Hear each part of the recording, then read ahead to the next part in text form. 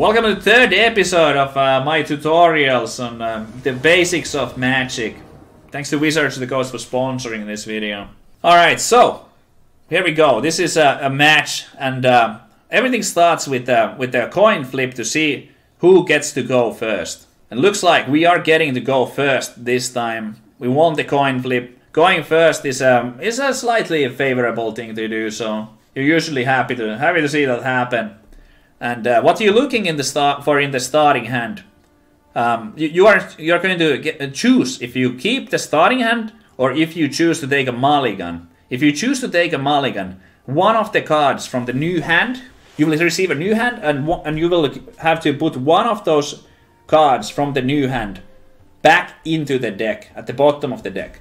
So starting with 7 cards obviously is what you would prefer, but there is of course a cost, so you can't just, because if there was no cost to the mulligan, everyone would start with the best possible hand. It would warp things. So yeah, but in this instance we have 3 lands. We have no white mana sources, so this might be something that I wanna maybe mulligan here. 3 to 4 lands is the normal. If you have 3 or 4 lands, you're generally speaking pretty happy. If all of your cards are playable, maybe some 2 mana, 3 mana cards, that might be a keep. 3 or 4 lands. If you have 5 lands or more, I would suggest you to take a mulligan. If you have only 1 land, also you always take a mulligan. With 2 lands, if you are playing second, if your opponent is going first, it might be sometimes keepable, but 3 or 4 is really where it's at. I'm gonna take a mulligan here because I only have green and blue mana sources here, and we have some white cards, so. But this could maybe be a keep, but I'm just gonna show you guys how the mulligan works, so we're gonna do it. Alright, this one looks like a fine hand. We got 4 lands. We also have an important early game spell here. I choose to keep this, and I'm gonna put one of my cards back to the bottom of the deck right now. Alright, I'm gonna start out with this. Actually, no, I'm gonna start out with the Fabled Passage to get a green mana to be able to cast this. It is now my turn. This is my first main step. I can sacrifice this. I can search for a land right now, but I can also do it later. This type of abilities, it can be activated anytime, so I can also do it on my opponent's turn. There's no real reason to do it right now, so I'm gonna pass on to the next main stage. Otherwise, after the first main and the second, after the first main but before the second main would be the combat phase, where players are getting to attack. Right, doing a bot match here. Okay, a land by my opponent, pass to attackers. Now we are ready to end the turn, but I will before my next turn begins, I will choose to sacrifice my Fabled Passage to search for land here. I'm going to play an island this time. So now we have green and a blue mana to be able to play the Growth Spiral. Moving on to combat stage. And end turn. Alright, my opponent chooses to play a card right here. This particular card would have had the ability Flash, so it could have also been played anytime during my turn. Alright. Passing to attackers, but this creature was played right here on this turn, so it will not be able to attack the same turn as it was played. It will only be able to attack next turn. Something I think I forgot to mention this is that you see that number 20 right here. That is the starting life total, and the goal in this game is to put your opponent to 0. Alright, at this end of turn, I will cast my Growth Spiral. Growth Spiral will draw me a card and let me play this land. If you look at my lands right now, all of my lands are tapped, so the mana has been taken from these. And in the beginning of the next turn, okay, now we started the next turn, everything untaps. That is the first thing that happens when you start your turn. Untap your lands. Untap and then upkeep if there's any cards that like do things on upkeep in particular. Or if you would like to play spells before you draw a card, you can also do it during the upkeep. Untap, upkeep, and then draw step.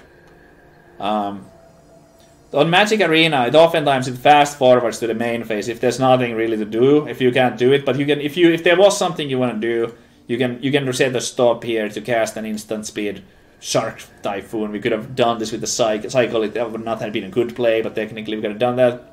Yeah. So I'm going to play another land here. I'm gonna sacrifice right now because I need the mana from it. I'm going to play a Planeswalker card. Here we go. Alright, so this is now I get to show you guys Planeswalkers. So, Teferi, this is actually a special Planeswalker in a way that I can activate this also on my opponent's turn. Normally you can only activate on your own turn. So we have two options here. I can draw a card and then discard a card, or I can -3 to remove my opponent's creature temporarily from the game. But that would be a bad play because we have 3 loyalty on this. And if I use the -3 ability, the Teferi will be destroyed and go to the graveyard. So we're going to use the +1 here, draw a card, discard a card. There we go. And then it's my opponent's turn. Everything untaps. First main stage. My opponent casts a sorcery spell, drawing 2 cards. Because of this special ability, I will now be able to activate Teferi again. I'm going to draw a card and we're going to discard the card.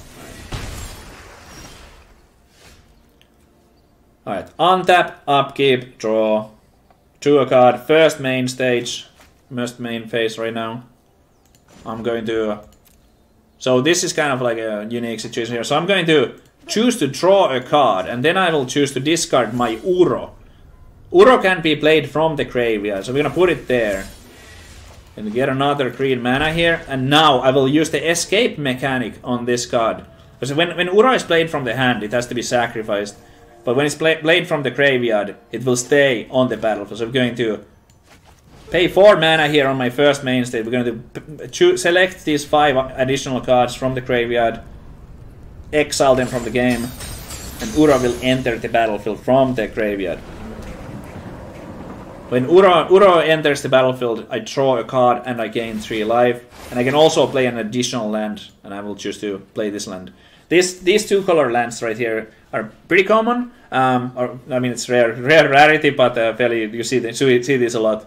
So they're good lands because they can give both green and white mana, bringing consistency to the deck. But if you want to take the mana on the turn you play this, you have to pay 2 life. In this instance, we don't need to do that on same turn, so I will just enter it tapped and take the mana from it the next turn instead.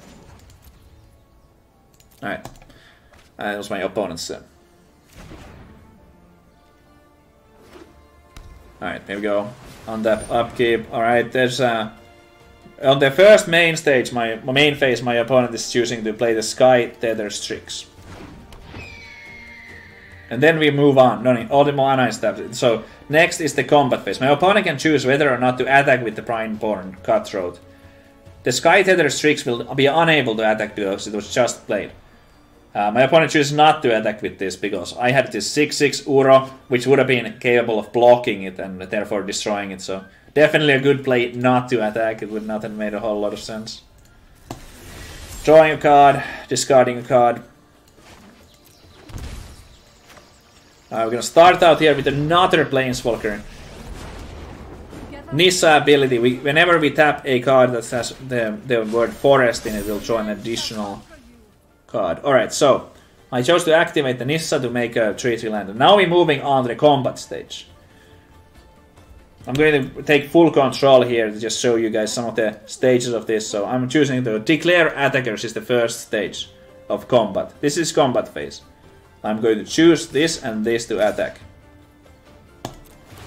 After the attackers are set, my opponent, before setting blockers, or potentially setting blockers, there will be an opportunity to cast abilities, or use abilities and cast cards.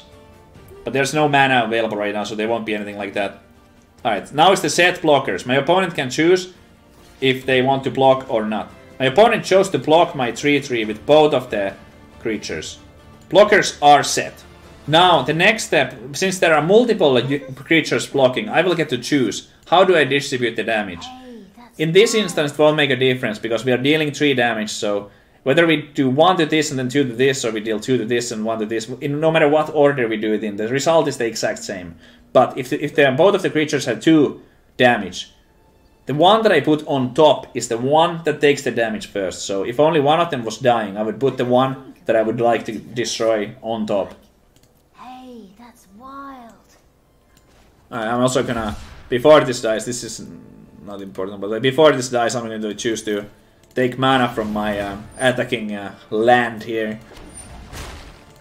Just for efficiency. Alright, and now...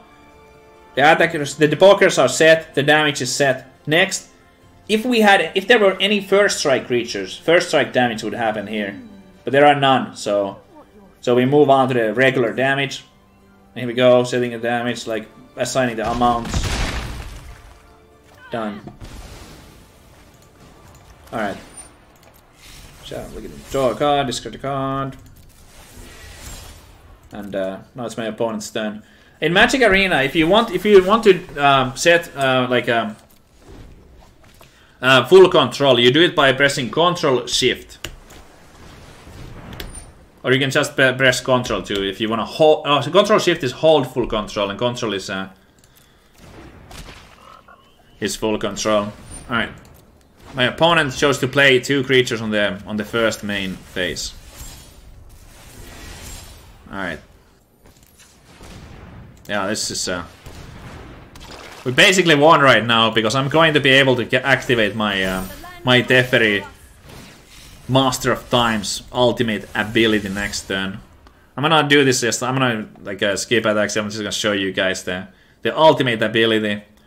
So once again, normally we would not be able to activate Planeswalker on opponent's turn, but Teferi has the ability, so...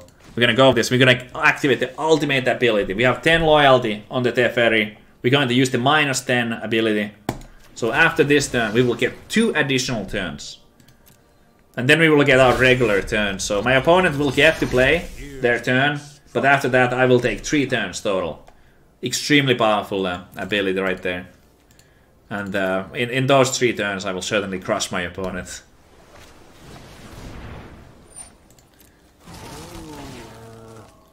Alright. Is there any creatures too? Okay. So we can activate here with some green mana, we can use Scavenging Ooze ability. I'm going to exile some of this stuff. Might as well get some free buffs. I used that on my opponent's turn. And now it's time for my turn. Well, first of my turns. We're gonna take a bunch of turns here.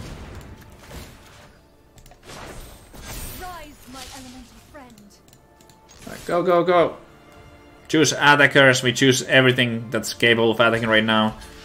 The Uro was tapped with that. Okay, so here's an instance where it actually does matter. So I'm going to select the Sky Tether Strix on the top. So it will be prioritized damage. So the first 2 damage will go to that.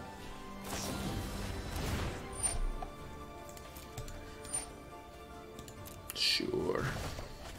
Alright, that was an instant spell from my opponent, making me return this to hand. Alright. So, because of the Time Raveler, there will be an additional turn right now. We did not get to keep the Uro because it was played from hand. Going to make another 3/3 attacker here. Going to attack with all of my creatures, and that's GG. Hopefully that gave some like basic idea on how this works. The turn structures, life totals, the mulligans, when to mulligan. Hopefully this was helpful. I'll see you guys in the next episode.